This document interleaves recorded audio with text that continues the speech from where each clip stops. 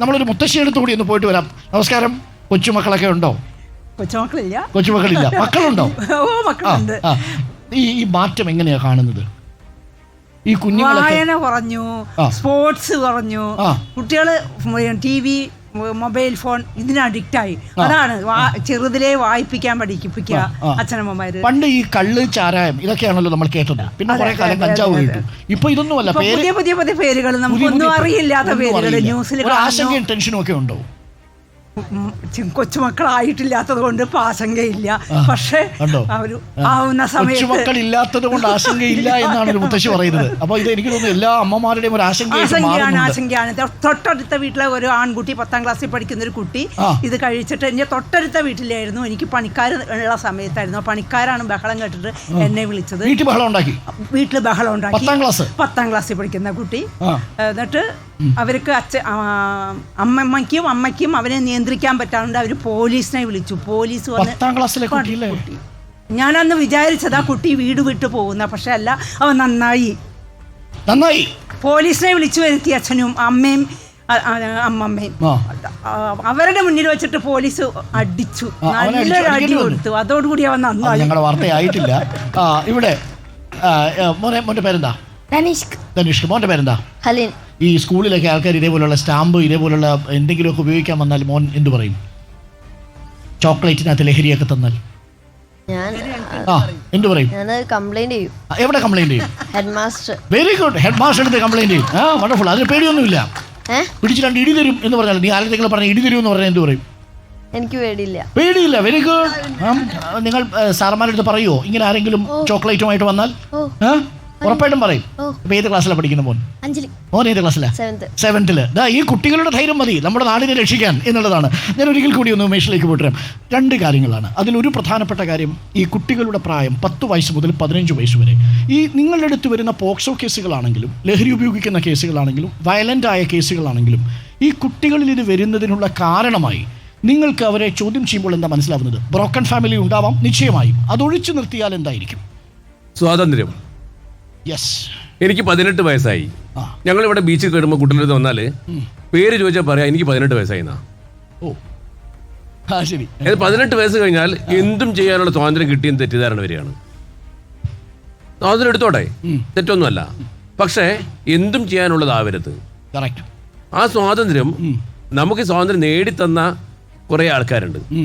അവരെ പറ്റി എപ്പോഴെങ്കിലും ചിന്തിക്കുന്നത് നല്ലതാണ്. 47 മുമ്പ് ജനിച്ചിരുന്നെങ്കിൽ എത്ര പേർ സ്വാതന്ത്ര്യത്തിൽ പങ്കെടുക്കുമായിരുന്നു എന്ന് ചിന്തിക്കുന്നത് നല്ലതാണ്. ഇതൊരു നവ സ്വാതന്ത്ര്യ സമരമാണ്. ഇവിടെ നമ്മുടെ സ്വാതന്ത്ര്യം നഷ്ടപ്പെടുത്തുന്നത്, വിദേശ ശക്തികളൊക്കെ നഷ്ടപ്പെടുത്തുന്നത് എങ്ങനെയാ വെച്ചാൽ നമ്മുടെ യൂത്തിനെ ആക്രമിക്കുകയാണ്. ഈ യൂത്തിനെ നശിപ്പിക്കുന്ന രീതിയിലേക്ക് ടൺ കണക്കിന് ലഹരി മരുന്നുകൾ നമ്മൾ തള്ളിവിടുകയാണ്. ഇതുകൊണ്ട് കിട്ടാവുന്ന ഗുണം, പണം സമ്പാദിക്കാനും പറ്റും, ഒരു യൂത്തിനെ നശിപ്പിക്കാനും പറ്റും. ഈ ടെററിസത്തിനെതിരെ നമ്മളൊരു സ്ട്രോങ് ആയി നിൽക്കുന്ന സമയമാണത്. ഈ വീട്ടുകാർ തമ്മിൽ കുട്ടികളുമായിട്ട് ആശയവിനിമയം ഇല്ലാത്തത് ഇത്തരം സബ്സ്റ്റൻസുകളിലേക്ക് കുട്ടികൾ പോകുന്നതിന് കാരണമാവുന്നു എന്ന് തോന്നുന്നുണ്ടോ? ഒരു പരിധി വരെയുണ്ട്. അതിലേറെ വരുന്നത് പിയർ ഗ്രൂപ്പാണ്. കുട്ടികളുടെ കൂട്ടുകെട്ടുകൾ. നമ്മൾ ഒരു വീട്, എൻ്റെ മകൻ തെറ്റ് ചെയ്യില്ല എന്ന് പറഞ്ഞ് വളർത്തുന്ന രീതിയാണ് നമുക്ക് പലപ്പോഴും ഉള്ളത്. പക്ഷെ എൻ്റെ മകനും എൻ്റെ മകളും ഒക്കെ ഈ 4 ചുവരുകൾ കടന്ന് പുറത്തേക്ക് പോകാൻ സാധ്യതയുണ്ടെന്നും പുറത്തുള്ള ആളുകളുമായി ബന്ധപ്പെടുമ്പോൾ അവനും തെറ്റ് ചെയ്യാൻ സാധ്യതയുണ്ട് തിരിച്ചറിവ് നമുക്കുണ്ടാവണം. ആ തിരിച്ചറിവോടുകൂടി ഓരോ കുട്ടിയെയും നമ്മൾ നോക്കിയേ പറ്റൂ. എന്ന് വെച്ച് ക്യാമറ കണ്ടു വെച്ച് അവരെ പിന്നാലെ കൂടണമെന്നല്ല ഞാൻ പറയുന്നത്. അവരുടെ മിസ്റ്റേക്കുകളുണ്ടെങ്കിൽ, തെറ്റുകളുണ്ടെങ്കിൽ ആ തെറ്റുകൾ തിരുത്താൻ വേണ്ടിയിട്ട് നമ്മൾ തയ്യാറാവണം. അതേപോലെ തന്നെ ഈ ചെറിയ പ്രായത്തിൽ തന്നെ, ഈ ഏറ്റവും 10-14 വയസ്സാകുമ്പോൾ തന്നെ കുട്ടികൾ ഇത്തരം കാര്യങ്ങൾ ഉപയോഗിക്കുന്ന രീതിക്ക് എത്തുകയാണ്. അതിന് കാരണം കാണുന്നത്, ഞാൻ നേരത്തെ പറഞ്ഞതുപോലെ, ഇപ്പം ഞാൻ 5ാം ക്ലാസ്സിലൊരു കുട്ടി, വയലൻസും കൂടി ഉള്ളതാണല്ലോ ഇവിടെ, അച്ഛൻ്റെ കൂടെ പോകുന്ന കുട്ടി ടിഷ്യൂ എന്ന് പറഞ്ഞിട്ട് പേന കൊണ്ട് ഇങ്ങനെ ആക്കിക്കൊണ്ടാണ് പോകുന്നത്. ഒരു അക്കാദമിക് ഇൻട്രസ്റ്റ് നമ്മൾ എന്താണെന്ന് ചോദിച്ചപ്പോൾ പറഞ്ഞത്, ഞാൻ ഉണ്ണിമുകുന്ദനാണ് കൊന്നു കളയുന്നു. നോക്കൂ, ഈ സാധനം ഒരു സിനിമ കണ്ടാൽ ഉണ്ടാകുന്നത് ഇങ്ങനെയാണെങ്കിൽ ഇന്ന് കാണുന്ന പലതിലും, ഇപ്പോൾ നമ്മൾ പറഞ്ഞു, ഒരാൾ മരിച്ചപ്പോൾ നമ്മൾ പറഞ്ഞല്ലോ, ഈ ലഹരി കഴിച്ചപ്പോൾ മരിച്ച ആളെ ഈ സമയമായതുകൊണ്ട് ഞങ്ങളെ കുരിശിലേറ്റിയില്ല. മനസ്സിലായി? അപ്പോൾ അല്ലായിരുന്നെങ്കിൽ എല്ലാവരും പോലീസിനെതിരെ കുത്തിക്കയറുന്ന അവസ്ഥയാണുള്ളത്. ഇവിടെ ലോ എൻഫോഴ്സ്മെന്റ് ഏജൻസിയെ കൂട്ടമായ അറ്റാക്കിങ്ങിലൂടെ, അതുപോലെ നമ്മൾ ഡിമിനിഷ് ചെയ്യാണ്. റൈറ്റ്, അത് വളരെ പ്രധാനപ്പെട്ട കാര്യമാണ്. ഞാൻ രേണുവിൻ്റെ അമ്മ എടുത്ത് വരാം. രേണുവിൻ്റെ അമ്മ ഇവിടെ ഉണ്ടായിരുന്നല്ലോ, പോയോ? ഇവിടെ ഉണ്ട്. അപ്പോൾ രേണുവിൻ്റെ അമ്മ എടുത്തൊരു ചോദ്യം, അതായത് പേടിയുണ്ടോ? പേടിയില്ല ഇല്ല, ഈ കാലഘട്ടമാണല്ലോ, പേടിയുണ്ട്. പിന്നെ നമ്മൾ കാര്യങ്ങൾ പറഞ്ഞ് മനസ്സിലാക്കി കൊടുക്കാറുണ്ട്. വീട്ടിൽ മോളുമായിട്ടൊക്കെ നല്ല ആശയവിനിമയമുണ്ടോ? കാരണം കാര്യങ്ങളെല്ലാം മോള് വീട്ടിൽ വന്ന് പറയുമോ? തീർച്ചയായും പറയും. കഴിഞ്ഞ 2 ദിവസം മുമ്പ് സ്കൂള് 10ാം ക്ലാസ് ഇപ്പൊ തുടങ്ങിയുള്ളൂ. CBSE ആയതുകൊണ്ട് ഇപ്പൊ സ്റ്റാർട്ട് ചെയ്തേ ഉള്ളൂ. 10ാം ക്ലാസ് നേരത്തെ തുടങ്ങി. അപ്പൊ അവരുടെ ക്ലാസ് ടീച്ചർ പറഞ്ഞൊരു കാര്യം എനിക്ക് വളരെ സന്തോഷമായിട്ട് തോന്നിയത്, കുട്ടികളോട് പറഞ്ഞിട്ടുണ്ട്, അച്ഛനമ്മമാർക്ക് എത്ര തിരക്കാണെങ്കിലും അവരോട് അന്ന് ക്ലാസ്സിലും സ്കൂളിലും നടന്ന എല്ലാ കാര്യങ്ങളും അവരോട് അടുത്തിരുത്തി പറയണം.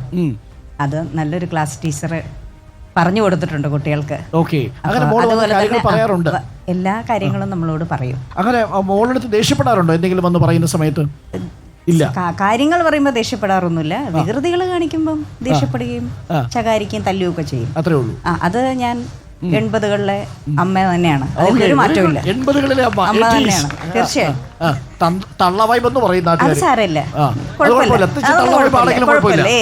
പക്ഷെ ഒരു ശകാരിക്കുകയോ അല്ലെങ്കിൽ അടിക്കുകയോ എന്തെങ്കിലും ചെയ്തു കഴിയുമ്പോൾ അത് കഴിഞ്ഞതിന് ശേഷം അത് എന്തിനാണ് ഞാൻ തന്നെ ചെയ്തത് എന്ന് ഞാൻ ചോദിക്കും.